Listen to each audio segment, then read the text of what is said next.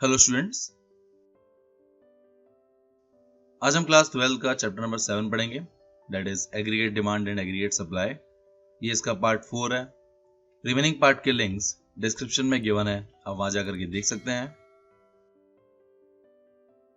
इस वीडियो का learning concept है ए प्रोपेंसिटी टू कंज्यूम, जिसके अंदर हम इसके दो टाइप्स के बारे में डिस्कस करेंगे। First, average propensity to consume and second, marginal propensity to consume. सबसे पहले हम इसके अंदर प्रोपेंसिटी टू कंज्यूम का मीनिंग समझते हैं कि प्रोपेंसिटी टू कंज्यूम कहते किसे हैं। So it refers to the schedule which shows the level of consumption at different level of income in an economy. इसका मतलब है कि प्रोपेंसिटी टू कंज्यूम हम एक शेड्यूल को कहते हैं जिसके अंदर आपको डिफरेंट लेवल ऑफ इनकम के अकॉर्डिंग कंजम्पशन गिवन होता है। जब हम इनकम के बेसिस पर कंजम्पशन को देखते हैं तो उसी को हम प्रोपेंसिटी टू कंज्यूम कहते हैं। बेसिकली एक टेबल है, एक शेड्यूल है, जिसके बारे में हमने प्रीवियस वीडियोस में भी डिस्कस किया था। हमने प्रीवियस वीडियोस में डिस्कस किया था कि इनकम के अगेंस्ट आपको कंजम्पशन गिवन होता है। जब आप इनकम के अगेंस्ट कंजम्पशन के बारे में डिस्कस कर रहे होते हो, उनके बिहेवियर के बारे में स्टडी करते हो, तो उसी शेड्यूल को या उसी टेबल को हम प्रोपेंसिटी टू कंज्यूम कहते हैं। और इसकी एक और डेफिनेशन है जिसे आप याद कर सकते हैं। It is the desire to consume at different level of income in the economy. इसका मतलब है कि अगर आपको different level of income given हो और उसके अगेंस्ट आपको कंजम्पशन गिवन हो, जो एक कंज्यूमर डिजायर करता है उसको कंज्यूम करने के लिए, तो उसे भी हम प्रोपेंसिटी टू कंज्यूम कहते हैं। तो ये आपकी दो डेफिनेशंस हैं प्रोपेंसिटी टू कंज्यूम की, जिसका बेसिकली मीनिंग यही है कि अगर आपको different level of income given हो और उसके अगेंस्ट आपको कंजम्पशन गिवन हो, तो उस पूरे शेड्यूल को हम प्रोपेंसिटी टू कंज्यूम कहते हैं, जो आपको हेल्प करता है कि डिफरेंट लेवल ऑफ इनकम पर आपका कंजम्पशन क्या है, जैसा कि आप शेड्यूल में देख सकते हैं। नाउ नेक्स्ट है आपका types of propensity to consume. तो आपको याद रखना है कि प्रोपेंसिटी टू कंज्यूम के दो टाइप्स होते हैं। First is average propensity to consume, जिसे शॉर्ट में हम एपीसी लिखते हैं, and second is marginal propensity to consume, जिसे शॉर्ट में हम एमपीसी लिखते हैं। नाउ अब हम इन दोनों के बारे में डिस्कस करते हैं कि इन दोनों का मीनिंग क्या है और इनको कैलकुलेट किस तरह किया जाता है। सबसे पहले हम एवरेज प्रोपेंसिटी टू कंज्यूम के बारे में डिस्कस करते हैं, जिसे शॉर्ट में हम एपीसी लिखते हैं। ये एपीसी का मीनिंग है, it is the ratio between total consumption and total income at a given level of income of the economy. इसका मतलब है कि अगर आप टोटल कंजम्पशन को टोटल इनकम से डिवाइड करोगे तो उससे जो आपका रिजल्ट निकलेगा, आपका आंसर निकलेगा, उसी रेशियो को हम एवरेज प्रोपेंसिटी टू कंज्यूम कहते हैं। इसी से आपका फॉर्मूला भी बन गया। अगर आपको क्वेश्चन में एवरेज प्रोपेंसिटी टू कंज्यूम को कैलकुलेट करना है तो उसको कैलकुलेट करने का फॉर्मूला होगा कंजम्पशन अपॉन इनकम। यहाँ पर सी का मतलब कंजम्पशन है एंड वाई का मतलब लेवल ऑफ इनकम। तो अगर आपको क्वेश्चन में पर्टिकुलर इनकम के अगेंस्ट पर्टिकुलर कंजम्पशन गिवन हो और अगर आपसे क्वेश्चन में एपीसी को कैलकुलेट करने के लिए कहा जाए, तो आप कंजम्पशन को इनकम से डिवाइड करोगे और डिवाइड करने से जो आपका रेशियो आएगा उसी को हम एवरेज प्रोपेंसिटी टू कंज्यूम कहेंगे। इसको और बेटर समझने के लिए हम एवरेज प्रोपेंसिटी टू कंज्यूम का शेड्यूल देखते हैं। ये आपका शेड्यूल है। इसके फर्स्ट कॉलम में हम इनकम लिखेंगे, जिसे आप वाई से डिनोट करते हैं। सेकंड कॉलम में हम कंजम्पशन लिखते हैं, जिसे आप सी से डिनोट करते हैं। एंड थर्ड कॉलम में आपको कैलकुलेट करना है एपीसी, जिसका फॉर्मूला होता है कंजम्पशन अपॉन इनकम। यहाँ सी का मतलब कंजम्पशन है एंड वाई का मतलब इनकम है। इस शेड्यूल में आपका फर्स्ट ग्रुप है इनकम 0 पे कंजम्पशन 15। तो आपको याद रखना है कि अगर आप 15 को 0 से डिवाइड करोगे तो उससे आपका आंसर इनफाइनाइट आएगा। तो आपको याद रखना है कि फर्स्ट कैटेगरी में हम डैश लिख करके छोड़ते हैं। फर्स्ट कैटेगरी का कभी भी आंसर कैलकुलेट नहीं कर सकते, क्योंकि 0 इनकम पर अगर आप कंजम्पशन कर रहे हो तो उसका आंसर इनफाइनाइट आएगा और ये पॉसिबल नहीं है। देन सेकंड ग्रुप आपको गिवन है कि आप 10 इनकम पर 20 का कंजम्पशन कर रहे हो। तो अगर आप 20 को 10 से डिवाइड करोगे तो उससे आपका एपीसी आएगा 2। इसी तरह अब रिमेनिंग ग्रुप्स के भी एपीसी को कैलकुलेट करेंगे। अगर आप 25 को 20 से डिवाइड करेंगे तो आपका आंसर आएगा 1.25, 30 अपॉन 30 से 1 एंड 35 अपॉन 40 से 0.875। इस तरह आप इनकम और कंजम्पशन का यूज करके एवरेज प्रोपेंसिटी टू कंज्यूम को कैलकुलेट करते हो। नाउ इनकम के बेसिस पर आप देख सकते हो कि आपके एपीसी में चेंजेस आ रहे हैं। जैसे जैसे आपकी इनकम इंक्रीज हो रही है उससे एपीसी पे भी इफेक्ट आता है। इसलिए इनकम के बेसिस पर आपके कुछ ऑब्जर्वेशंस हैं जो आपको याद रखने हैं related to average propensity to consume. इसमें सबसे पहला ऑब्जर्वेशन है, as income increases APC falls because the proportion of income spent on consumption decreases. इसका मतलब है कि जब आपकी इनकम इंक्रीज होती है तो उससे जो आपका आंसर आता है एपीसी का वो डिक्रीज होता है। ऐसा इसलिए होता है क्योंकि इनकम का जो इंक्रीमेंट है वो 10-10 से हो रहा है, जबकि कंजम्पशन का इंक्रीमेंट 5-5 से हो रहा है। इसी वजह से एपीसी आपका डिक्रीज होता है जब इनकम इंक्रीज हो। तो आपको फर्स्ट ऑब्जर्वेशन में याद रखना है कि अगर आपकी इनकम इंक्रीज होगी तो एपीसी का जो आंसर आएगा वो लगातार कम होता जाएगा, जो आप शेड्यूल में देख सकते हैं। देन आपका सेकंड ऑब्जर्वेशन है, the value of APC can be greater than 1 when consumption expenditure is more than national income before BEP means break even point। इस ऑब्जर्वेशन के अकॉर्डिंग एपीसी का आंसर आपका 1 से ज्यादा हो सकता है, और ये तब होता है जब कंजम्पशन एक्सपेंडिचर आपकी ज्यादा हो नेशनल इनकम से, या नेशनल इनकम का मतलब सिंपली इनकम से है। तो अगर आपका कंजम्पशन ज्यादा है आपकी इनकम से तो उस पॉइंट पे एपीसी का आंसर 1 से ज्यादा होगा। जैसा कि आप शेड्यूल में देख सकते हैं कि आपको स्टार्टिंग में जो 3 ग्रुप गिवन है जिसमें इनकम 0, 10 और 20 है, और उसके अगेंस्ट आपको कंजम्पशन गिवन है 15, 20 एंड 25। तो सिनेरियो में आपका कंजम्पशन ज्यादा है आपकी इनकम से, और इसकी वजह से ही एपीसी का आंसर मोर देन 1 होता है। तो ये आपको अच्छे से याद रखना है कि अगर आपका कंजम्पशन इनकम से ज्यादा होता है तो उस जगह एपीसी का आंसर मोर देन 1 होगा। Then third observation, the value of APC can be less than 1 when consumption expenditure national income beyond BEP means after break even point। इसका मतलब है कि APC का आंसर आपका less than 1 हो सकता है जब आपका कंजम्पशन एक्सपेंडिचर कम होगा इनकम से।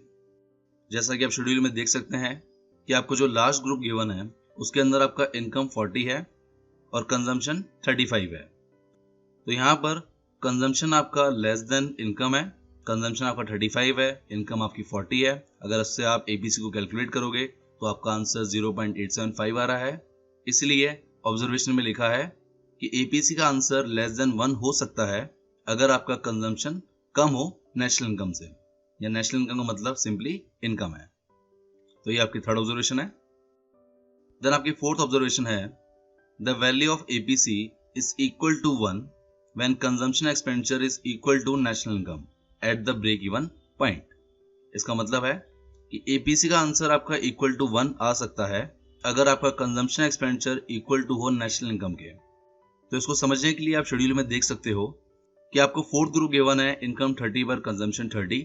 यहाँ पर इनकम और कंजम्पशन दोनों इक्वल है, इसलिए एपीसी का आंसर 1 है।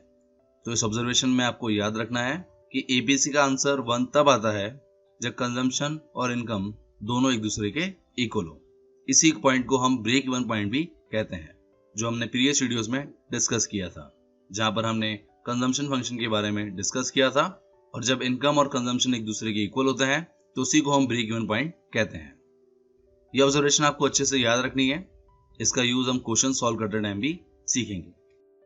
द नेक्स्ट आपकी फिफ्थ ऑब्जर्वेशन है, APC can never be 0 because consumption is never equal to 0 at any level of income. Even at 0 level of national income, there is autonomous consumption C bar। इसका मतलब है कि APC का answer कभी भी 0 के equal नहीं आएगा। APC कभी भी 0 आ ही नहीं सकता। ऐसा इसलिए होता है क्योंकि हम जानते हैं कि अगर आपकी इनकम 0 हो फिर भी आप कुछ ना कुछ कंजम्पशन करते ही हो सर्वाइवल के लिए। जब आपकी इनकम 0 होती है और आप कुछ कंजम्पशन कर रहे होते हो तो उसे हम ऑटोनॉमस कंजम्पशन कहते हैं। तो इस ऑब्जर्वेशन के अकॉर्डिंग आपको याद रखना है कि एपीसी का आंसर कभी भी इक्वल टू 0 नहीं आता है, और ऐसा इसलिए होता है क्योंकि अगर आपकी इनकम 0 है फिर भी आप कुछ ना कुछ कंजम्पशन करते ही हो, जिसे हम ऑटोनॉमस कंजम्पशन कहते हैं, और इसी वजह से एपीसी का आंसर कभी भी 0 नहीं आता है। तो ये टोटल आपकी 5 ऑब्जर्वेशन है related to APC on the basis of income। इसको एक बार हम वापस से देख लेते हैं ताकि आपको अच्छे से ये चीजें याद हो जाएं। सबसे पहली ऑब्जर्वेशन के अकॉर्डिंग अगर आपकी इनकम इंक्रीज होती है तो उससे एपीसी का आंसर डिक्रीज होगा। ऐसा इसलिए होता है क्योंकि इनकम का जो प्रपोर्शन है इंक्रीज होने का वो ज्यादा है कंपेयर टू कंजम्पशन। इनकम आपकी 10 से बढ़ रही है, कंजम्पशन आपका 5 से बढ़ रहा है। इसी वजह से इनकम के इंक्रीज होने से एपीसी का आंसर डिक्रीज हो रहा है, जो आप शेड्यूल में भी देख सकते हैं। सेकंड ऑब्जर्वेशन के अकॉर्डिंग एपीसी का आंसर मोर देन 1 आ सकता है। ऐसा तब होता है जब आपका कंजम्पशन ज्यादा हो इनकम से। जैसा कि आप शेड्यूल में देख सकते हैं कि स्टार्टिंग के 3 ग्रुप के अकॉर्डिंग आपका कंजम्पशन ज्यादा है इनकम से, इसी वजह से एपीसी का आंसर मोर देन 1 है। द नेक्स्ट आपका थर्ड ऑब्जर्वेशन है जिसके अकॉर्डिंग एपीसी का आंसर लेस देन 1 हो सकता है। ऐसा तब होता है जब आपकी इनकम ज्यादा हो कंजम्पशन से, या हम इसको उल्टा गए कि जब आपका कंजम्पशन कम हो इनकम से। जैसा कि आप शेड्यूल के लास्ट ग्रुप में देख सकते हैं कि आपका कंजम्पशन 35 है और इनकम 40 है, तो यहाँ पर कंजम्पशन इनकम से कम है, इसलिए एपीसी का आंसर लेस देन 1 है। देन फोर्थ ऑब्जर्वेशन के अकॉर्डिंग एपीसी का आंसर इक्वल टू 1 भी आ सकता है। ऐसा तब होता है जब कंजम्पशन इक्वल टू हो नेशनल इनकम के। जैसा कि आप शेड्यूल में देख सकते हैं कि फोर्थ कैटेगरी के अंदर इनकम और कंजम्पशन दोनों इक्वल टू 30 है। तो जब कंजम्पशन और इनकम दोनों इक्वल होते हैं तो उस कंडीशन में एपीसी का आंसर इक्वल टू 1 आता है। एंड लास्ट ऑब्जर्वेशन आपकी फिफ्थ है जिसके अकॉर्डिंग एपीसी का आंसर कभी भी 0 नहीं आ सकता। ऐसा इसलिए होता है क्योंकि 0 लेवल ऑफ इनकम पे भी आप कुछ ना कुछ कंजम्पशन करते ही हो, जिसे हम ऑटोनोमस कंजम्पशन कहते हैं, और इसी की वजह से एपीसी का आंसर कभी भी इक्वल टू 0 नहीं आता है। तो ये आपकी 5 ऑब्जर्वेशन है related to APC on the basis of income. इसे आपको अच्छे से याद रखना है, पेपर के पॉइंट ऑफ व्यू से ये काफी इंपॉर्टेंट टॉपिक है। और इसके फॉर्मूले को भी आपको अच्छे से याद रखना है, which is consumption upon income. इसका यूज हम आगे की वीडियोस में क्वेश्चन सॉल्व करने के लिए भी करेंगे। इस तरह आपका average propensity to consume complete होता है। नाउ हम सेकंड टाइप देखते हैं which is marginal propensity to consume, जिसे हम शॉर्ट में एमपीसी लिखते हैं। इसका मीनिंग है marginal propensity to consume refers to the ratio between change in consumption to change in income. इसका मतलब है कि अगर आपको इनकम के अगेंस्ट कंजम्पशन गिवन हो और आप इनकम में चेंज के साथ कंजम्पशन की चेंज को देखते हुए उनके बीच में रेशियो कैलकुलेट करते हो, तो उसे हम मार्जिनल प्रोपेंसिटी टू कंज्यूम कहते हैं। Marginal propensity to consume average propensity to consume से डिफरेंट है, क्योंकि एपीसी के अंदर हम total consumption upon total income को डिवाइड करके रेशियो को कैलकुलेट करते थे, जबकि एमपीसी के अंदर हम चेंज इन कंजम्पशन को चेंज इन इनकम से डिवाइड करके रेशियो को कैलकुलेट करेंगे। इस डेफिनेशन के बेसिस पर ही एमपीसी का फॉर्मूला होगा change in C upon change in Y. यहां पर चेंज इन सी का मतलब चेंज इन कंजम्पशन है एंड चेंज इन वाई का मतलब चेंज इन इनकम है। और आपको यह भी याद रखना है एमपीसी का आंसर हमेशा 0 से 1 के बीच में आएगा, और ये इनके साइन के मीनिंग है। Delta C means change in consumption and delta Y means change in level of income. तो ये आपका मीनिंग हो गया। आपको इन दोनों के फॉर्मूले को अच्छे से याद रखना है। एपीसी का फॉर्मूला होता है सी अपॉन वाई, जबकि एमपीसी का फॉर्मूला होता है change in C upon change in Y. Now MPC को किस तरह कैलकुलेट किया जाता है और इसकी क्या ऑब्जर्वेशन है रिलेटेड टू इनकम, उसके बारे में समझने के लिए अब हम नेक्स्ट टॉपिक देखते हैं, जिसकी हेडिंग है marginal propensity to consume schedule. ये आपका शेड्यूल है। इसके फर्स्ट कॉलम में हम इनकम लिखेंगे, जिसे हम वाई से डिनोट करते हैं। सेकंड कॉलम में हम कंजम्पशन लिखेंगे, जिसे हम सी से डिनोट करते हैं। नाउ अगर आपको मार्जिनल प्रोपेंसिटी टू कंज्यूम को कैलकुलेट करना है तो उसको कैलकुलेट करने का फॉर्मूला होता है change in C upon change in Y. तो सबसे पहले हम चेंज इन वाई को कैलकुलेट करेंगे। चेंज इन वाई का सिंपली मीनिंग इनकम में चेंज होने से है। तो आप देख सकते हैं कि इनकम आपकी लगातार 10 से इंक्रीज हो रही है, इसलिए आपका चेंज इन इनकम सभी कैटेगरी के अंदर 10 ही होगा। आपको याद रखना है कि फर्स्ट वाला हमेशा हम निल लिखते हैं। इसी तरह चेंज इन सी को कैलकुलेट करते हैं। तो आप कंजम्पशन में देख सकते हैं कि आपका कंजम्पशन लगातार 5 से इंक्रीज हो रहा है। इसी को हम चेंज इन सी कहते हैं। तो फर्स्ट में निल लेकर के आप सभी कैटेगरीज के अंदर 5 लिखेंगे। नाउ हम एमपीसी को कैलकुलेट कर सकते हैं। एमपीसी को कैलकुलेट करने का फॉर्मूला होता है change in consumption upon change in income. तो अगर आप चेंज इन सी को चेंज इन वाई से डिवाइड करेंगे तो उससे जो आंसर आएगा उसी को हम मार्जिनल प्रोपेंसिटी टू कंज्यूम कहते हैं, जिसे शॉर्ट में हम एमपीसी लिखेंगे।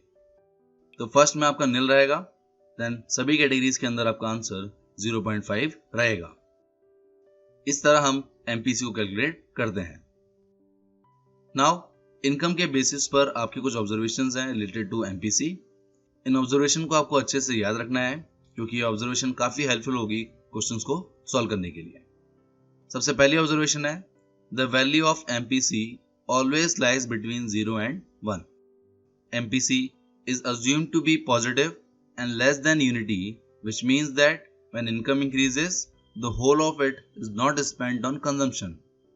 On the other hand, when income falls, consumption expenditure does not decline in the same proportion and never becomes zero. इसका मतलब है कि MPC का आंसर हमेशा 0 से 1 के बीच में आता है, जो आपको अच्छे से याद रखना है। MPC को हम पॉजिटिव और लेस देन यूनिटी अज्यूम करते हैं। यहाँ लेस देन यूनिटी का मतलब लेस देन 1 से है कि एमपीसी का आंसर पॉजिटिव आएगा और लेस देन 1 आएगा। ऐसा इसलिए होता है क्योंकि अगर आपकी इनकम में इंक्रीमेंट आता है तो आप पूरी इनकम को स्पेंड नहीं करते कंजम्पशन पे, आप कुछ ना कुछ पार्ट उसका सेव भी करते हो। और इसके अपोजिट बात करें तो अगर आपकी इनकम कम होती है तो आपका कंजम्पशन में रिडक्शन नहीं आता है। इनकम के रिड्यूस होने से कंजम्पशन एक्सपेंडिचर पे ज्यादा फर्क नहीं आता है और वो कभी भी इक्वल टू 0 नहीं होती है। इन दो रीजंस की वजह से ही एमपीसी का आंसर पॉजिटिव और लेस देन 1 आता है। तो यहाँ आपको अच्छे से याद रखना है कि एमपीसी का आंसर हमेशा 0 to 1 के बीच में आएगा और एमपीसी पॉजिटिव और लेस देन 1 होता है क्योंकि अगर इनकम इंक्रीज होती है तो आप सारा इंक्रीमेंट जो इनकम में हुआ है उसे स्पेंड नहीं करते हैं। और यहाँ से हम इस तरह भी कह सकते हैं कि अगर आपकी इनकम रिड्यूस होती है तो आपका कंजम्पशन एक्सपेंडिचर रिड्यूस नहीं होता है। इवन 0 लेवल ऑफ इनकम पे भी आप कुछ ना कुछ कंजम्पशन कर रहे होते हो। इसी की वजह से एमपीसी का आंसर पॉजिटिव और लेस देन 1 होता है। ये आपकी फर्स्ट ऑब्जर्वेशन है जो आपको याद रखनी है। Then second observation, if entire additional income is consumed MPC is equal to 1। इसका मतलब है कि अगर आपकी एंटायर एडिशनल इनकम यानी जितना भी इनकम में चेंज हुआ है उससे आप कंज्यूम कर लें तो सिचुएशन के अंदर एमपीसी का आंसर इक्वल टू 1 होगा। जैसा कि शेड्यूल में अगर आप देखें तो चेंज इन वाई आपका 10 है और चेंज इन सी आपका 5 है। अगर यहाँ पर चेंज इन वाई और चेंज इन सी दोनों ही 10 होता तो इस सिचुएशन के अंदर एमपीसी का आंसर इक्वल टू 1 आता। इस ऑब्जर्वेशन का मतलब यहाँ पर यही है। देन आपकी थर्ड ऑब्जर्वेशन है, if entire additional income is saved, then change in consumption is 0. In such a case, MPC is equal to 0. इसका मतलब है कि अगर आपकी एडिशनल इनकम आप पूरी तरह सेव कर लें तो सिचुएशन के अंदर आपका कंजम्पशन 0 होगा, यानी चेंज इन कंजम्पशन आपका 0 होगा और इसी की वजह से MPC का आंसर इक्वल टू 0 होगा। जैसा कि हम शेड्यूल में देख सकते हैं कि चेंज इन वाई आपका 10 है एंड चेंज इन सी आपका 5 है। तो अगर इस जगह चेंज इन वाई 10 के अगेंस्ट चेंज इन सी अगर आपका 0 होगा तो आपको सॉल्व करने पर एमपीसी का आंसर सभी सिचुएशन के अंदर 0 आएगा, क्योंकि 0/10 करने से आपके आंसर हमेशा 0 आएंगे। इस ऑब्जर्वेशन का मतलब यहाँ यही है कि अगर आपकी इनकम पूरी तरह सेव कर ली जाए तो एमपीसी का आंसर इक्वल टू 0 होता है। और ये आपकी 3 ऑब्जर्वेशन है related to MPC on the basis of income. इसको भी हम एक बार समराइज कर लेते हैं ताकि आपको इजीली ये सारी ऑब्जर्वेशन याद हो जाए। ऑब्जर्वेशन 1 के अकॉर्डिंग एमपीसी का आंसर आपका हमेशा 0 से 1 के बीच में आएगा और एमपीसी का आंसर पॉजिटिव और लेस देन 1 होगा। ऐसा इसलिए होता है क्योंकि इनकम के इंक्रीज होने से आप सारी इनकम में जो इंक्रीज हुआ है उसे स्पेंड नहीं करते हैं। और इसके अपोजिट हम कह सकते हैं कि अगर आपकी इनकम कम होती है तो आपका कंजम्पशन कम नहीं होता।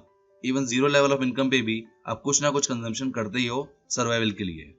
इन दो रीजन की वजह से ही एमपीसी का आंसर पॉजिटिव और लेस देन 1 आता है। सेकंड ऑब्जर्वेशन के अकॉर्डिंग अगर आप एडिशनल इनकम पूरी तरह कंज्यूम कर लें तो सिचुएशन के अंदर एमपीसी का आंसर इक्वल टू 1 होगा।